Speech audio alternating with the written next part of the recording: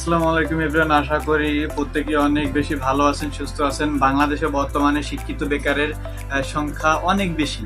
শিক্ষিত আমার যারা ভাই বোন আছে, প্রতি বছর তারা গ্র্যাজুয়েশন কমপ্লিট করে বের হচ্ছে, কিন্তু ওই পরিমাণে কর্মসংস্থান তৈরি হচ্ছে না বিধায় দিন শেষে সকল ভাই বোনেরা হতাশ হয়ে পড়ছে।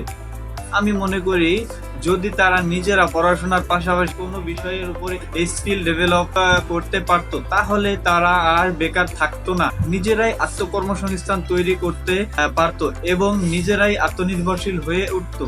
উচ্চ শিক্ষিত বেকারত্বের মধ্যে বাংলাদেশের দ্বিতীয়। যে পরিমাণের শিক্ষিত ব্যক্তি বের হচ্ছে, তত পরিমাণের কর্মসংস্থান কি তৈরি হচ্ছে?